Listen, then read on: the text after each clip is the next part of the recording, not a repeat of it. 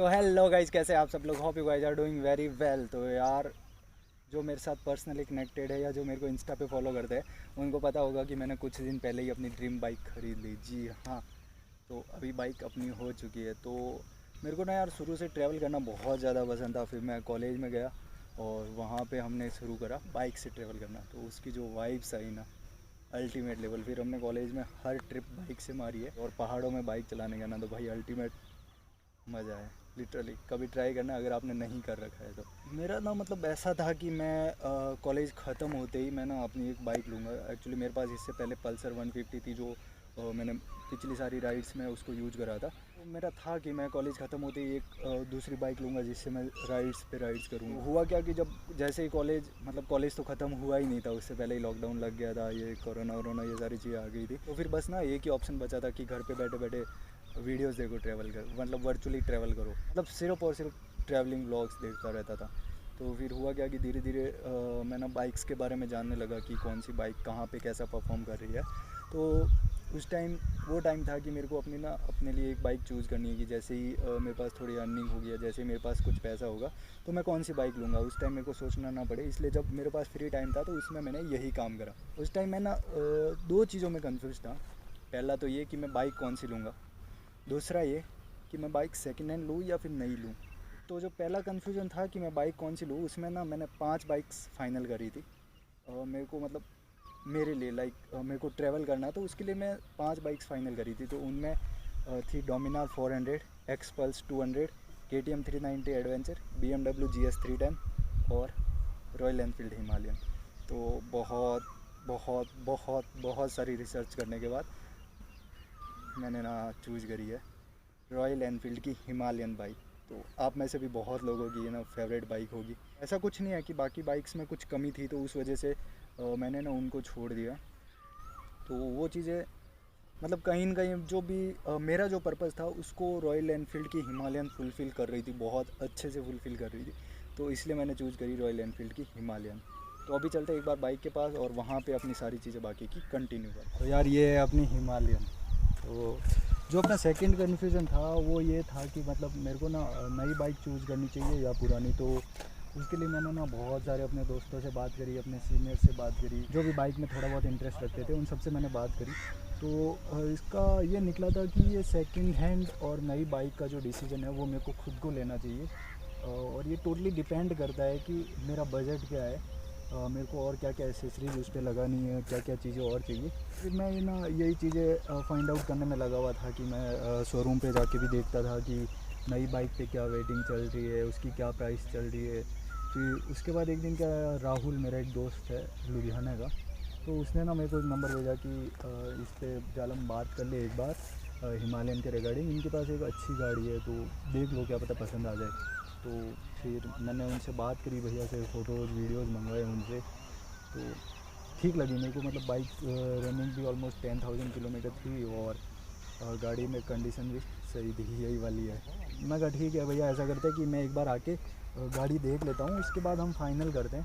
तो मेरे को वहाँ पे ना एक प्लस पॉइंट ये लगा कि मैं अगर नई गाड़ी लूँगा या कहीं और से सेकेंड हैंड गाड़ी उठा रहा हूँ तो मेरे को ना जो ये पीछे टूरिंग सेटअप देख रहे हो ना, ये चीज़ें नहीं मिल पाती। अगर मैं नई बाइक लेता हूँ तो रॉयल एनफील्ड के ये जो साइड में पैनियर्स लगे हुए हैं ना, ये ऑलमोस्ट 25,000 के इनका पूरा सेटअप, प्लस टॉप बॉक्स मेरे को अलग से ख़रीदना पड़ता है। प्रॉपर ना टूरिंग बाइक जो मेरे को चाहिए थी ना, वो उस टाइम मैं जब भैया के पास देखने गया ना, वो चीज़ वहाँ पर पड़ी हुई है। तो मेरे को, मैं कहा भैया ठीक है, ऐसा करते एक बार ना इसकी मैं हिस्ट्री देख लेता हूँ कि कहीं पे कोई एक्सीडेंट वगैरह नहीं है, या फिर जो भी चीज़ें सेकेंड हैंड बाइक में चेक करनी चाहिए थी तो वो मैंने सारी चेक करी। और मेरा इतना मन हो गया ना उस बाइक पे कि मैं अब गाड़ी को बिना लिए नहीं जाऊंगा वापस, मेरे को गाड़ी ये चाहिए ही चाहिए।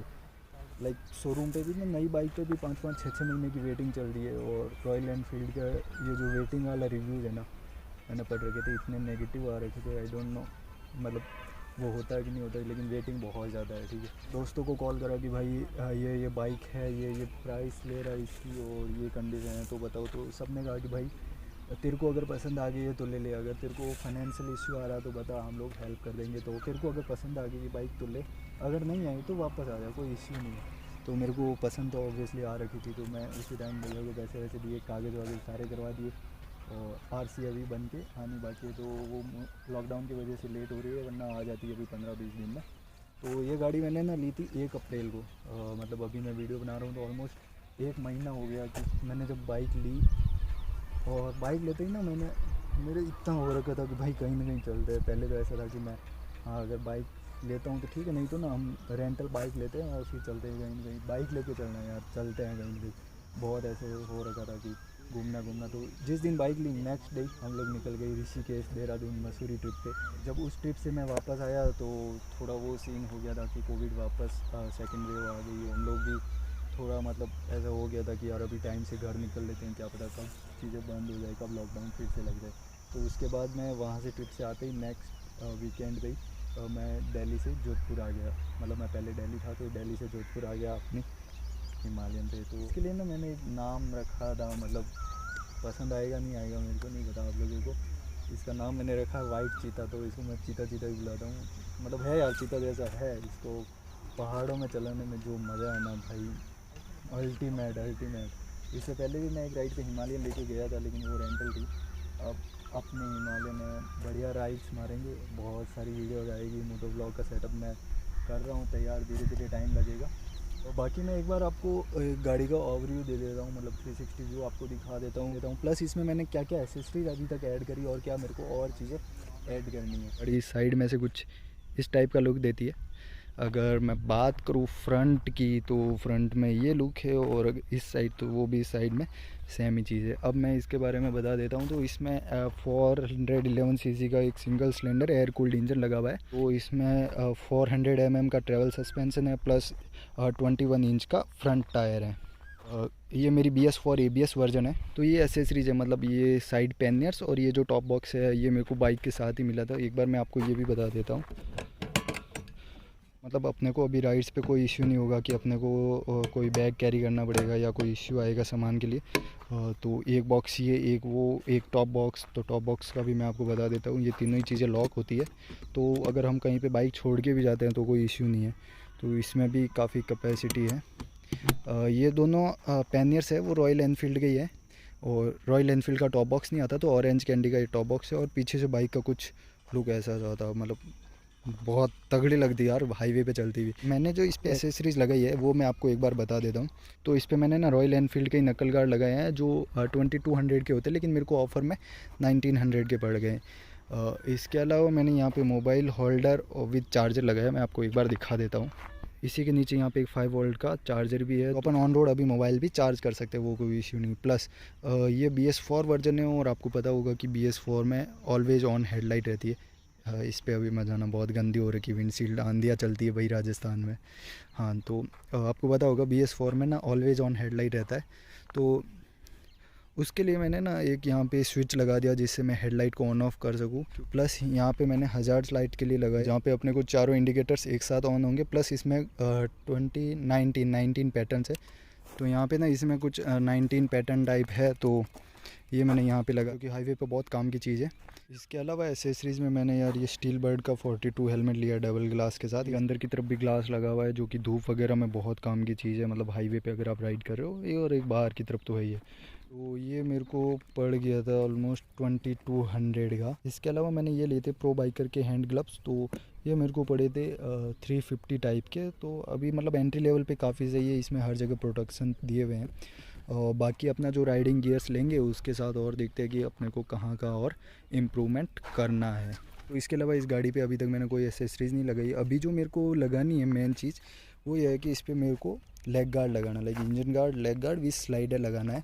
तो अगर बाई चांस कभी हमारी बाइक गिरती है, कुछ भी इश्यू होता है, तो उस केस में वो इंजन को प्रॉपर गार्ड मिल जाएगा एक।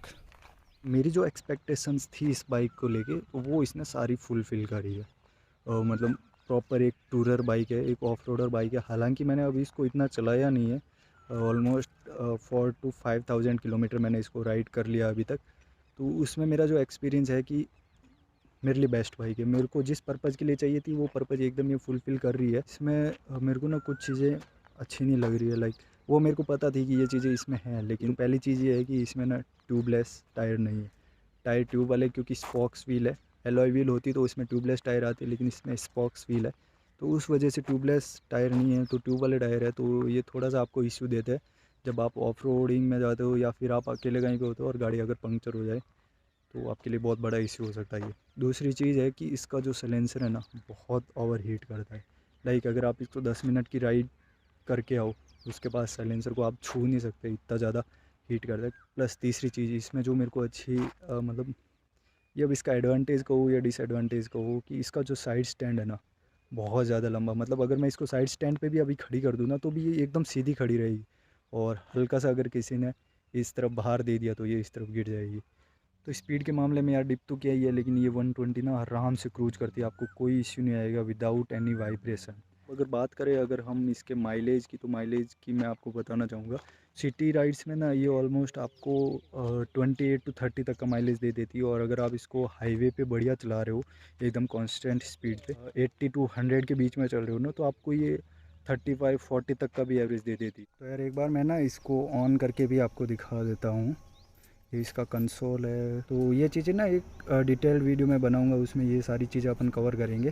तो अभी मैं एक बार आपको स्टार्ट करके दिखा देता हूँ। तो ये है इसका साउंड, एक बार इसको रेव भी करा देते हैं हल्का सा।